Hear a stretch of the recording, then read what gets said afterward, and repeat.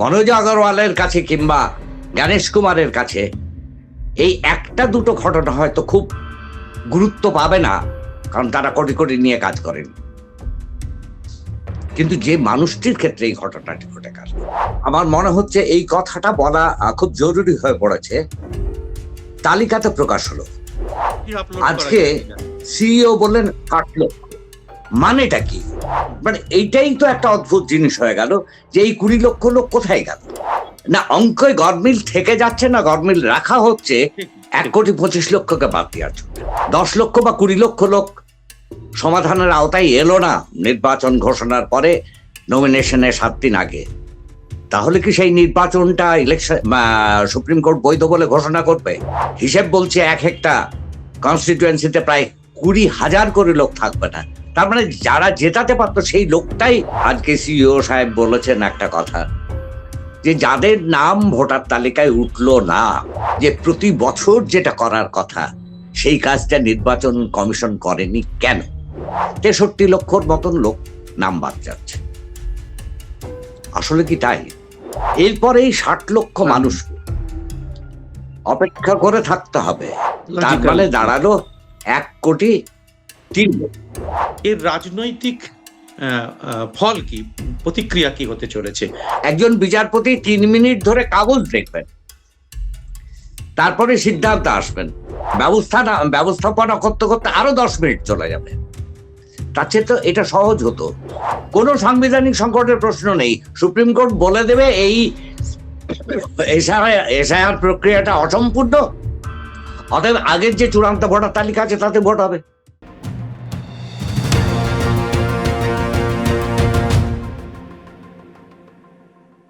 নমস্কার, আজকের এই খোলা আড্ডা অনুষ্ঠানে আপনাদের সবাইকে স্বাগত।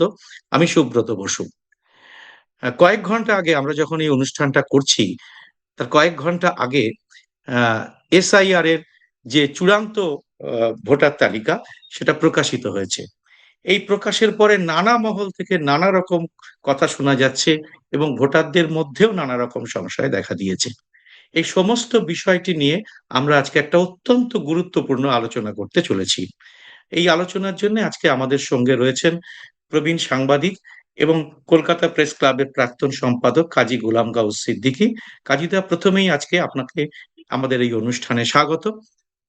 আপনার কাছে আমরা জানতে চাইবো, এতদিন ধরে আমরা এসআইআর নিয়ে, আপনিও অনেকবার বলেছেন নানা রকম সম্ভাবনা, আশঙ্কা কি হতে পারে, সে সমস্ত কথা বলেছেন।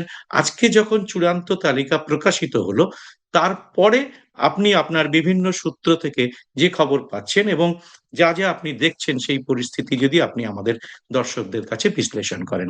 কাজীদা। হ্যাঁ সুব্রত, আপনাকে ধন্যবাদ এবং আমার দর্শকদেরও সবাইকে আমার শ্রদ্ধা এবং ধন্যবাদ জানাচ্ছি।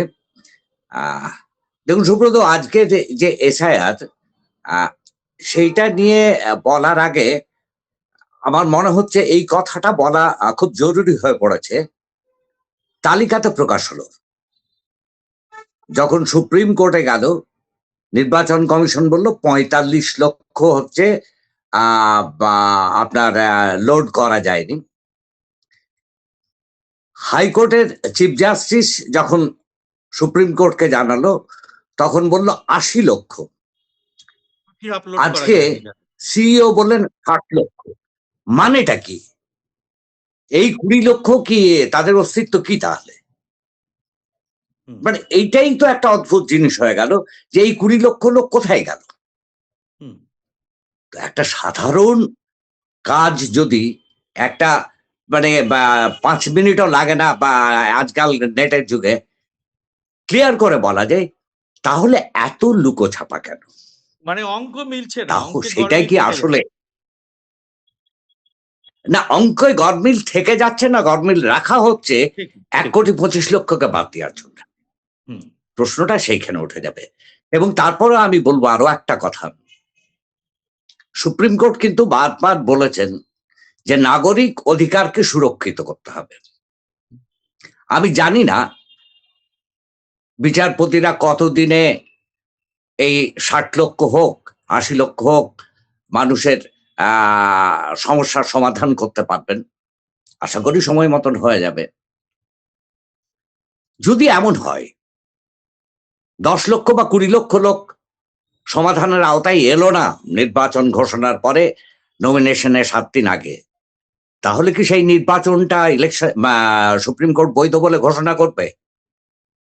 আমি কেন এই প্রসঙ্গটা তুলছি, মাথায় রাখতে হবে পশ্চিমবঙ্গের যদি আপনি গত 3টে নির্বাচন, বিধানসভা নির্বাচন দেখেন, পর্যালোচনা করেন, তাহলে আপনি দেখবেন 250 থেকে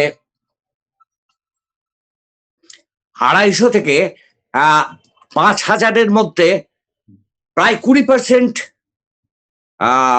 বিধায়ক জিতে আসেন। হিসেব বলছে এক একটা কনস্টিটুয়েন্সিতে প্রায় 20,000 করে লোক থাকবে না। তার মানে যারা জেতাতে পারতো সেই লোকটাই ভোটের আওতার বাইরে চলে এলো। যাদের তথ্য প্রমাণ নেই, যারা মারা গেছেন, যারা শিফটেড, তারা বাদ দিয়েও, যাদের তথ্য প্রমাণ নেই তাদের বাদ দিয়েও, এই যে 63 লক্ষ মানুষ, তাদের বাদ দিয়েও কিন্তু এটা হয়ে যাবে। তার মানে তাহলে কি সেই নির্বাচনটা জনমতের প্রকৃত প্রতিফলন এই নির্বাচনে নাও দেখা যেতে পারে যদি এরকম অবস্থা চলতে থাকে? হ্যাঁ, স্বাভাবিকভাবে। আরো একটা জিনিস, যে এই যে লজিক্যাল ডিসক্রিপেন্সির নামে যাদের বিচারকদের বিচারের জন্য পাঠিয়ে দেওয়া হচ্ছে, তাদের নামে একটা করে ছাপ মারা হচ্ছে, বা আজকে যে চূড়ান্ত ভোটার তালিকা বেরিয়েছে তাতে। তো এই লোকগুলোর ভবিষ্যৎটা কবে জানবে? ধরুন, এমন তো হবে না যে আজকে 10টা লোকের নাম বিচারকরা অনুমোদন দিলেন, সেই 10টা লোক কালকে ওয়েবসাইটে উঠবে। কবে উঠবে এরও কিন্তু কোনো নিশ্চয়তা নেই। আপনি আজকে সিইও সাহেব বলেছেন একটা কথা, যে যাদের নাম ভোটার তালিকায় উঠলো না তারা 18 দিনের মধ্যে আবেদন করতে পারবেন। এই 18 দিনের মধ্যে কি এই 60 লক্ষ মানুষ এসে পৌঁছবে? তাহলে তাদের যে বিভ্রান্তির জন্য যদি নাম কাটা যায়, কতটা যাবে আমি জানি না, যদি নাম কাটা যায়, তাদের কি সাধারণ নাগরিকের এই অধিকারটুকু থাকবে না? 18 দিন সময় তো সে পাবে না। সে তাহলে কার কাছে আপিল করবে? কিভাবে আপিল করবে? আসলে গোটা বিষয়টা নির্বাচন কমিশনের মুখ্য উদ্দেশ্যটাই হচ্ছে, আমার যা মনে হচ্ছে, যে একটা তালগোল পাকিয়ে দাও। আমরা সবাই চাই স্বচ্ছ ভোটার তালিকা হবে, মৃত ভোটারের নাম বাদ যাবে, যারা শিফটেড তাদের ভোটারের নাম যাবে, অনেকের নাম একাধিক জায়গায়, যেহেতু ফর্ম 6-এ ফর্ম আছে একটা প্রভিশন যে আমি নতুন জায়গায় গেলাম, অতএব আমার পুরনো জায়গার নামটা কেটে বাদ দেওয়া হোক। নির্বাচন কমিশন তো কোনো দায়িত্ব নেয় না, তারা এটা করে না। তো তারপরে বলে আমার 2টো জায়গায় 3টে জায়গায় নাম আছে, যার কমিশনের দায়িত্ব সেটা করে না। তো এই যাদের নাম একাধিক জায়গায় ছিল তারা বাদ গেছে, আমরা খুব ভালোভাবে এটাকে সমর্থন করছি। যদিও এটা বলবো যে প্রতি বছর যেটা করার কথা সেই কাজটা নির্বাচন কমিশন করেনি কেন, এই প্রসঙ্গটা তুলতে হবে। আগের দিন একটা কথা হচ্ছিল মেয়েদের ভোটার সংখ্যা বাদ দেওয়ার ক্ষেত্রে। এইবারে যদি দেখেন এসআইআর এর পরে, তাহলে কিন্তু এর মধ্যে খুব একটা বেশি হেরফের হয়নি। যা আজকের তালিকা দিয়েছেন সিইও, তাতে দেখা যাচ্ছে 1,74,749 জন পুরুষ নাম বাদ গেছে, আর 1,80,077 জন মহিলার নাম বাদ গেছে। সেই দিক থেকে হয়তো রেশিওটা ঠিকই রয়ে গেছে। এবং এই যে 16 তারিখের ভোটার তালিকার যে খসড়া তারা প্রকাশ করেছিলেন, তাতে ছিল 7,66,37,000 জনের নাম। তারপরে এটা হচ্ছে মূল ভোটার তালিকা, তারপরে সেটা নেমে এলো 7,08,00,000 1630 জন। আজকে যেটা এসেছে সেটা হচ্ছে 4,59,284 জন। আমরা সাধারণভাবে যদি নজর করি তাহলে দেখা যাবে 63 লক্ষর মতন লোক নাম বাদ যাচ্ছে। আসলে কি তাই? এটা তো 65 লক্ষ। তার কারণ হচ্ছে নতুন করে তো 1,82,00,000 লোক ফর্ম 6 এতে আবেদন করেছেন, এবং তার চেয়েও যেখানে দেখুন নতুন আবেদন হচ্ছে, যদি জনসংখ্যার গ্রোথ রেট আমরা 1.5 ধরি, তাহলেও কিন্তু অন্তত 7 লক্ষ নতুন লোক, 7.5 লক্ষ নতুন নাম আসা উচিত ছিল। আমরা কিন্তু সেটা পেলাম না। কিন্তু ফর্ম 7-এ আমরা দেখলাম 2,68,147 জনের নাম্বার দিয়ে দেওয়া হলো। মানে যতজন ভোটারের নাম যুক্ত করা হলো, তার চেয়ে বেশি ভোটার বাতিল করা হলো রিভাইজ লিস্ট বেরোনোর পরে। হ্যাঁ, এই যে 2,68,147 জনের নাম বাদ দেওয়া হলো, তার মানে নতুন ভোটার যে পরিমাণে আসা কথা ছিল, নির্বাচন কমিশন সেভাবে প্রচার না করে শুধু নাম কাটার প্রচার করেছে, অর্থাৎ এসআইআর এর প্রচার করেছে।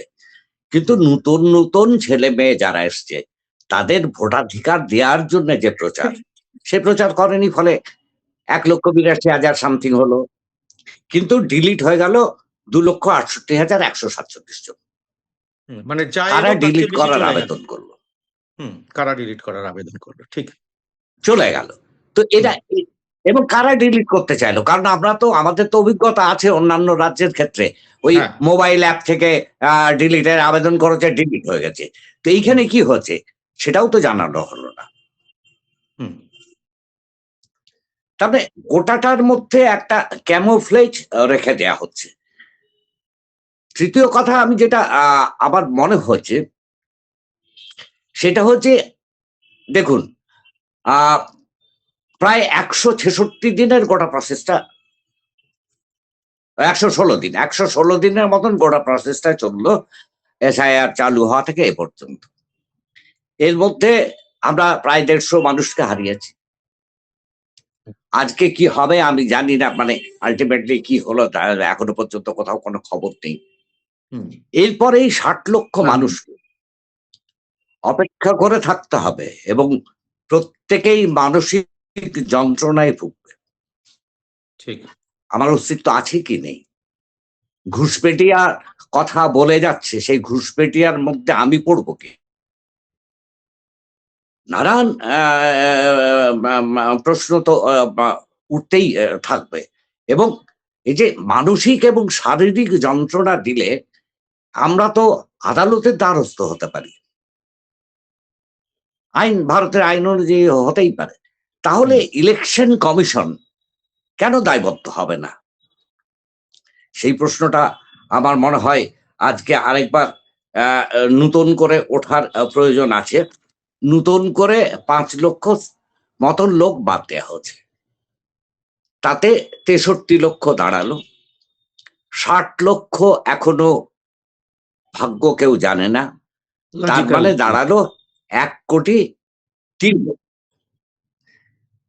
আমাদের মাননীয় বিরোধী দলনেতা কিন্তু বারবার বলে এসেছিলেন 1,25,00,000 বাদ যাবে। হ্যাঁ, তিনি 1 কোটির উপরে সবসময় রেখেছেন। আমরা তো 1 কোটি ছুঁয়ে গেলাম। হ্যাঁ, ছুঁয়ে গেলাম, সেটাই। হ্যাঁ, তা আমরা তো 1 কোটি ছুঁয়ে গেলাম।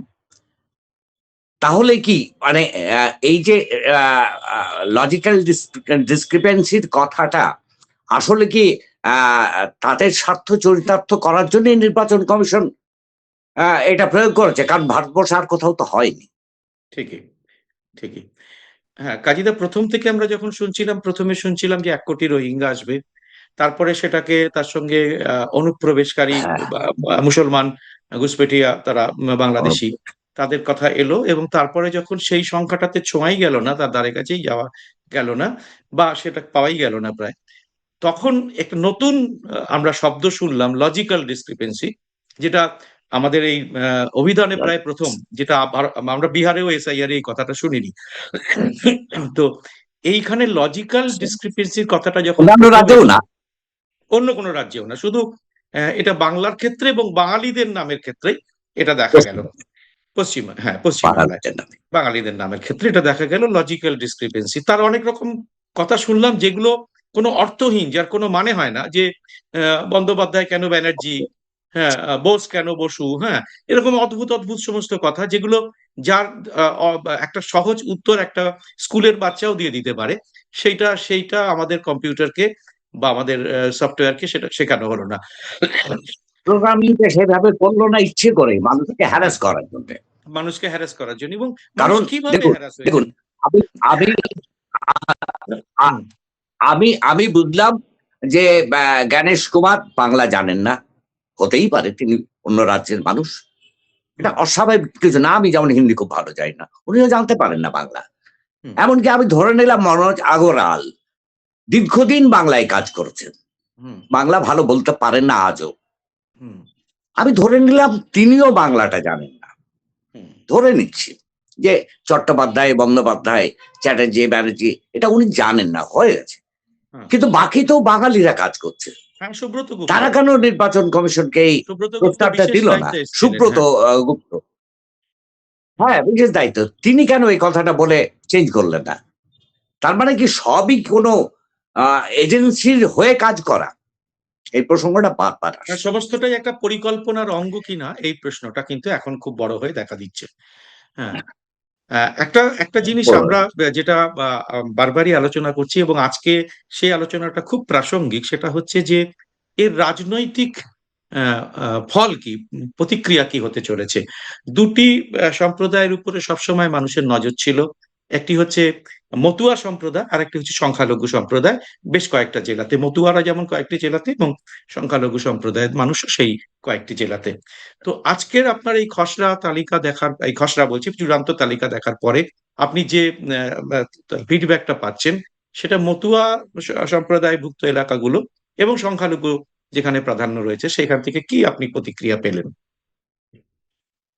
আচ্ছা, সংখ্যালঘু প্রাধান্য বলতে না, মুর্শিদাবাদেই তো 10 লক্ষ ডিসক্রিপেন্সি, সেটাই হচ্ছে সবচেয়ে বেশি মুসলিম অধ্যুষিত জেলা ভারতবর্ষের, হ্যাঁ, সারা ভারতবর্ষের মধ্যে। পশ্চিমবঙ্গ তো বটেই, সারা ভারতবর্ষের মধ্যে হ্যাঁ, সবচেয়ে বেশি মুসলিম জনসংখ্যা বসবাস করে এখানে। হুম, সেখানে 10 লক্ষ আউট অফ 60, হুম, 60 লক্ষের মধ্যে 10 লক্ষই শুধু একটা জেলায়, হুম, বাকির বেশিরভাগটাই হচ্ছে উত্তর 24 পরগনা, দক্ষিণ 24 পরগনা। এটাও কিন্তু প্রায় 35%-এর বেশি মুসলিম জনসংখ্যা। হুম। এবং উত্তর এত চব্বিশ কাণ্ড পরগনা, করার পর,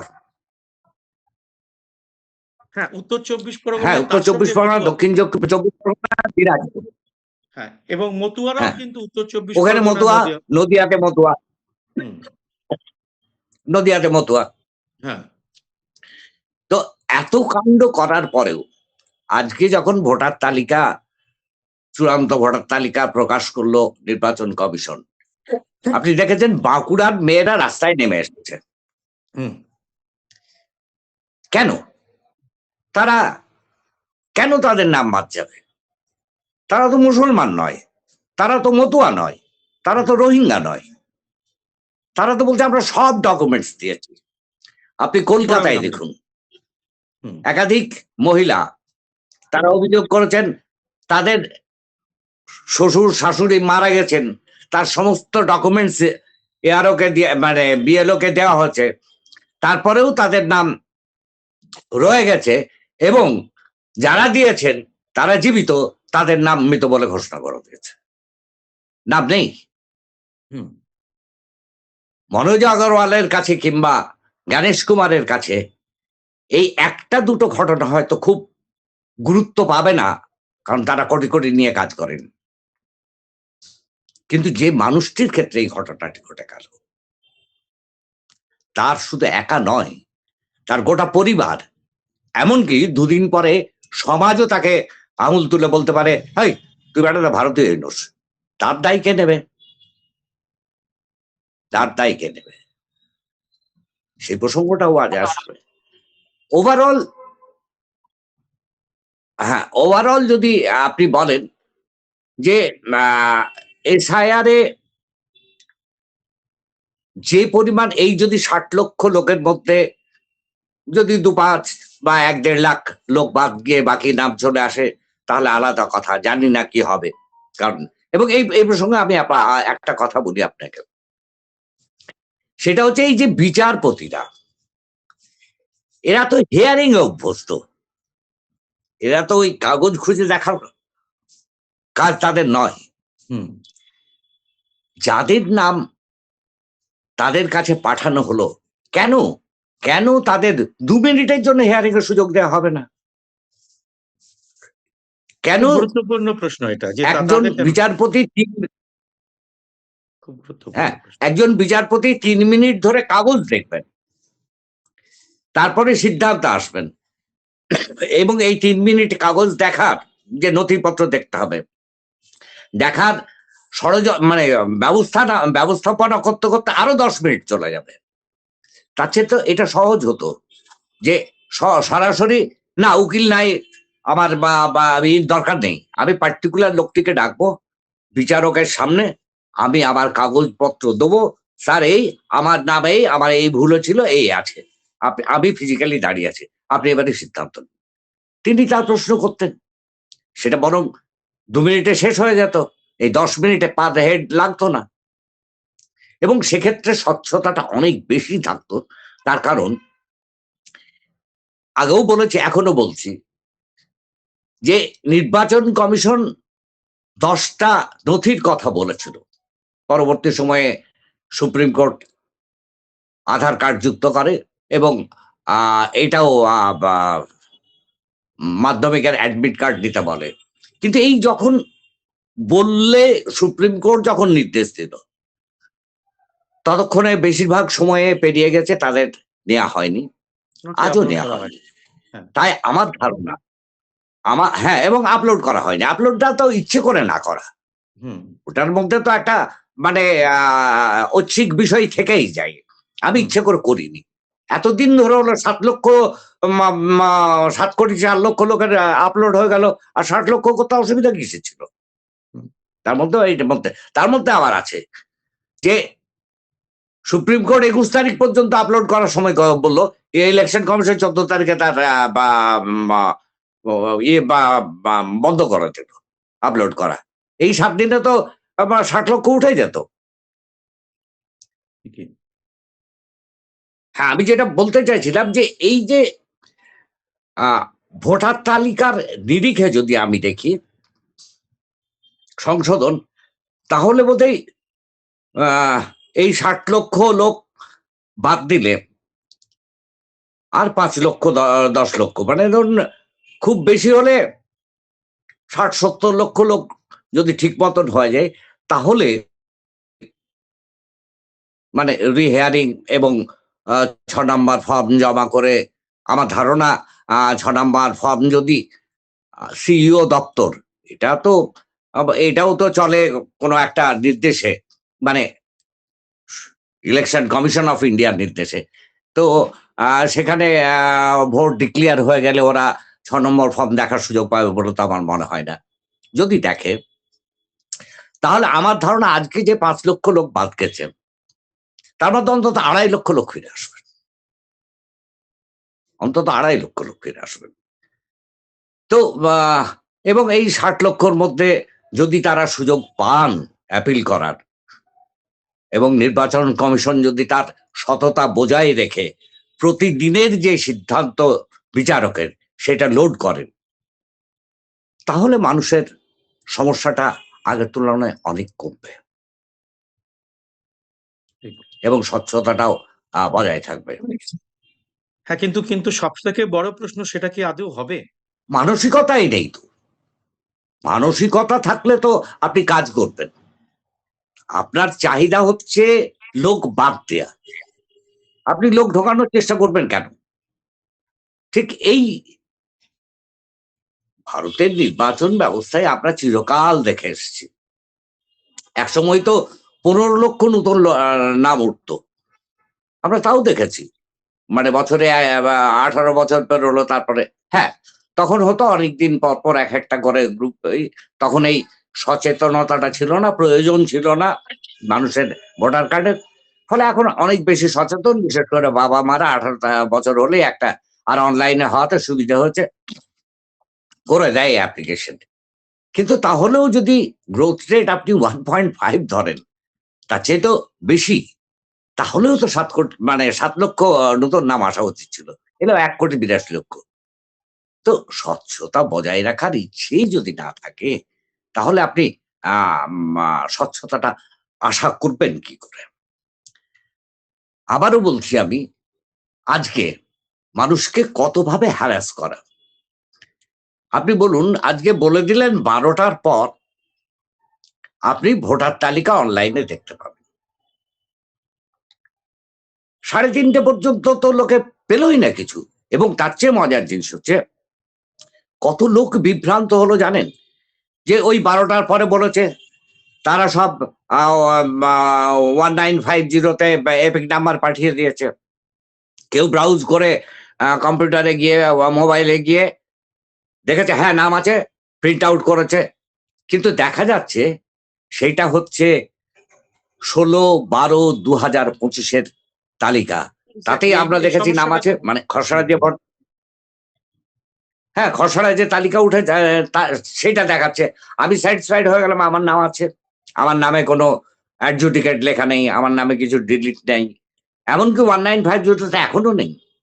আপনি যদি রাস্তার মোড়ে দাঁড়িয়ে, মানে কি বলবো, এমনকি প্রতি বুথে কিন্তু ভোটার তালিকা পৌঁছয়নি। আমি আমার চারপাশে 4টে-5টা বুথ ঘুরে এসেছি, কোথাও কিন্তু ভোটার তালিকা 4টে 4:30 পর্যন্ত আসেনি। আপনারা বলে যাচ্ছেন ভোটার তালিকা বুথে বুথে পাওয়া যাবে। কেন এই ব্যবস্থাপনা করবে না নির্বাচন কমিশন? আমি তো বলবো যে এই 60 লক্ষ লোকের অন্তত পক্ষে 55 লক্ষ মানুষের ভোটাধিকার সুনিশ্চিত না হলে ভারতের সুপ্রিম কোর্টের উচিত, যদি এই এসআইআর এর ভোটার তালিকায় ভোট হয়, তাহলে ভোটটা স্থগিত করে দেওয়া। তার কারণ 5 লক্ষ মানুষ কিন্তু খুব কম না, 10 লক্ষ মানুষ কিন্তু খুব কম না। সংকটের প্রশ্ন আসবে যদি ভোট স্থগিত করা হয়। না, কোনো সাংবিধানিক সংকটের প্রশ্ন নেই, কোনো সাংবিধানিক সংকটের প্রশ্ন নেই। সুপ্রিম কোর্ট বলে দেবে এই এসআইআর প্রক্রিয়াটা অসম্পূর্ণ, অতএব আগের যে চূড়ান্ত ভোটার তালিকা আছে তাতে ভোট হবে। কোনো সাংবিধানিক প্রশ্ন নেই। তার মানে পুরো ভোটার তালিকায় ভোটের বলতেই পারে। আর ধরুন, আইনে তো কোথাও জুডিশিয়ারি ঢোকার কথা না, বা আপনার ভোটার তালিকায় আপনার নাম উঠবে কি উঠবে না, সেটা যদি হয় তাহলে এটা কেন হবে না? হ্যাঁ, আপনি বড় জোর বলতে পারেন এই যে 48,000 শিফটেড মারা যাওয়া রিলেটেড এই নামটা বাদ দিক, দেবে আগের আগের তালিকা থেকে এই নামটা বাদ দিয়ে দেবে, তারপর করবে। যদি স্বচ্ছতাই না থাকে, মানে তাহলে ওই মহারাষ্ট্রের গভর্নমেন্টের মতন হবে। সুপ্রিম কোর্ট যেমন বলেছে যে রাজ্যপাল অন্যায় করেছে, গভর্নমেন্টটা বেআইনি হয়ে গেছে, উদ্যোগ ঠেকারকে ভেঙে করা। হ্যাঁ, কিন্তু ওই যে আমি আগেই বলেছি, প্রায় মালটা তোমার থাকলো, বাকিটা তুমি তোমার সাজা হলো, এটাও তো তাই। তারপর তো সে গভর্নমেন্ট চলে গেল। তো সুপ্রিম কোর্ট যদি এরকম ভূমিকা নেয়, তাহলে আর কিছু বলার থাকবে না। ঠিকই। একটা জিনিস কাজীদা বারবারই দেখা যাচ্ছে যে যখন ধরুন এসআইআর যখন শুরু হলো বিহারে প্রথম, তখন সবাই জানতো যে বাংলার ভোটটা এই সময় হবে। এটা তো অজানা কিছু ছিল না, নির্বাচন কমিশনের তো নয়, তারাই তো শিডিউল তৈরি করে। এটা 5 বছর আগে জানা, তখন বিহারের 5 বছর আগেই জানা, আগেই জানা। তখন তখন বিহারের সঙ্গে বাংলাতে কিন্তু এসআইআরটা শুরু হলো না, শুরু হলো তারপরে। হ্যাঁ, শুরু হলো তারপরে একদম শেষ সময় এসে, এবং তারিখগুলোকে এমন ভাবে ফিট করা হলো যে খসড়া ভোটার তালিকা বেরোবে, ঠিক তার কয়েকদিনের মধ্যেই ভোট ঘোষণা করতে হবে। হ্যাঁ, এই যে কতগুলো, এগুলো কি কাকতালীয়, নিছক কাকতালীয়, না এর পেছনে খুব একটা কোন অন্যরকম পরিকল্পনার অঙ্গ বলে আপনার মনে হয়? যে আমি খুব বেশি দেখিনি ভোটার তালিকা, 2-4টে যা দেখলাম খোঁজ খবর নিয়ে, তাতে আমি কলকাতা শহর বলতে পারি, দুর্গাপুর বলতে পারি, আহ, আপনার দক্ষিণ চব্বিশ পরগনার একটা জায়গা, সেটা আমি নিজের চোখে দেখিনি, আমি তাদের কাছে খোঁজ দিচ্ছিলাম। তো এইখানেও কিন্তু এই যে লজিক্যাল ডিসক্রিপেন্সি বা অ্যাডজুডিকেটেড বলে যে ছাপ, সেখানেও কিন্তু সংখ্যাধিক্য মুসলিম, অর্থাৎ টার্গেটটা তো আছেই। সেই রোহিঙ্গা বলার যে ঘুষপেটিয়া মুসলিম, আমাদের প্রধানমন্ত্রীও বলছেন ঘুষপেটিয়া চুন চুন করে বাহার কারেগা। তো আমি জানি না তাদের সত্যি সত্যি তারা ঘুষপেটিয়া কিনা, আমি জানি না তাদের অরিজিন এখানে আছে কিনা, বা সেইভাবে তাদের নথিপত্র আছে কিনা, হয়তো নেই, অথবা হয়তো আছে কিন্তু টার্গেটেড হয়ে গেছে, সেটাও কিন্তু বেশি। মতুয়াদের ক্ষেত্রে তো আর নতুন করে কিছু বলার নেই। সে মতুয়াদের তো আহ, মানে শুধু নদিয়াতেই তো বোধহয় হ্যাঁ, ৪৯,০০০-এর বেশি নাম চলে তাদের তো গেছে। বেচারা, তাদের যে অবস্থা, তাদের তো অবর্ণনীয় অবস্থা। তাদের না আছে নথি, না আছে চালচুলো। অবর্ণনীয়। হ্যাঁ, অবর্ণনীয় অবস্থাতে, খুবই খারাপ হ্যাঁ, অবস্থা মতো আমার সম্প্রদায়ের মানুষ। খুবই খারাপ। হুম। এবং আমার ধারণা ওই এখানে তার উল্লেখ করা হয় না, আদিবাসী মানুষদের মধ্যেও এই সেই একই কষ্টটা অবস্থা। আছে আর কি। হ্যাঁ, সেইটাই। আমার ধারণা।